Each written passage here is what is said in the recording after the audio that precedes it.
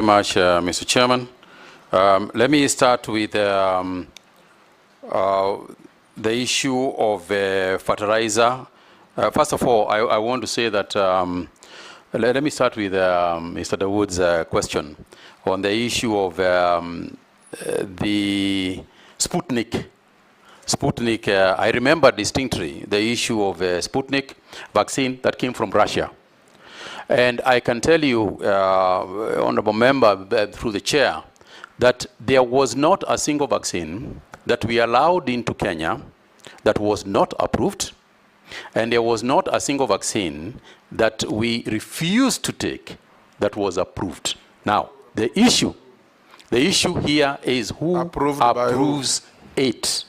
And our rule within the National Emergency Response Committee on coronavirus, and following the advice that we also got, is that we did not use any vaccines that were not WHO, World Health Organization approved. And I'm aware that at the time that we had stored with Sputnik, the condition that we gave Sputnik is, and the Russian people even came to see us, not even the business people, is to say, please deal with the World Health Organization approval, and as soon as you have got those approvals, we have no problem using the vaccine.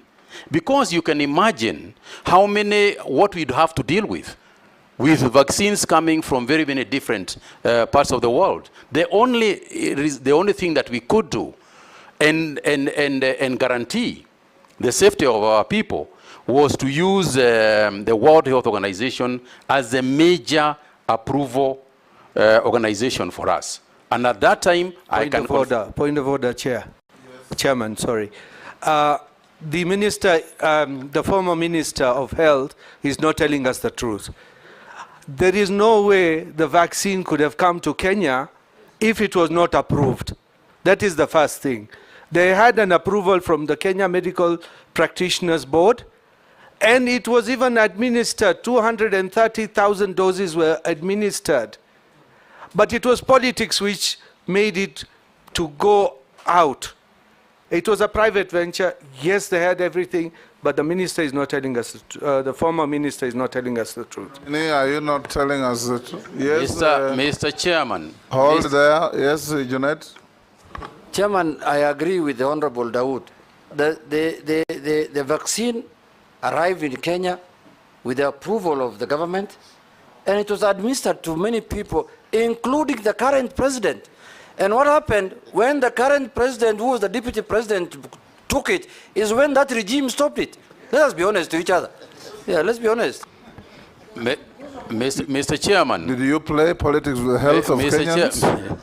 Mr. Chairman, I want to repeat that the only approvals that we recognize as the National Executive Committee on Coronavirus was approvals that came from the World Health Organization. If that was the case, just hold there. How did the vaccine get into Kenya and have it administered on Kenyans before you chased it away? Yes, including our then deputy president getting a jab of that vaccine. Mr. Chairman, all I can say is that whether a vaccine has arrived in the country or not, no matter how it has arrived in the country or not, if it has not been approved by the World Health Organization, we cannot use it, and we did not use it. I think I rest my case. So are you telling us that it had, by the time it arrived and it was administered to 230,000 people, it had not yet received approval from World Health Organization? Absolutely not. And I think, Mr. Speaker, I do not recall the actual figures that it had been administered to. I cannot remember now what figure, but I don't think it was anywhere near, the kind of figure that you had said. Suffice it to say, Mr. Chairman, that the decision that was made at the time by the National Emergency Response Committee and the Ministry of Health was that we will not, and we would not in the future, use any vaccine that had not been internationally approved by the World Health Organization. And you are the chairman of that committee? And I was the chairman. Yes. And I take responsibility. And we agreed, Mr. Chairman, we agreed even at that point, as I remember, we agreed that if the vaccine could get World Health Organization approval, we would use it. What Daud has put to you is that you made an irrational decision based on political consideration. Mr. Chairman, I just want to ask him what Honorable Junet has said. The Deputy President at that time and the President right now, who has nominated you today, is the one who took that jab, is when you stopped the Sputnik. Is that true or not true? Absolutely not true. Point of order, Chair. Chair, when that, Chairman, when we were taking the vaccines, yes, there were many vaccines. There was AstraZeneca, there was this one and others. Pfizer, Johnson & Johnson. Chairman, we were in the country here.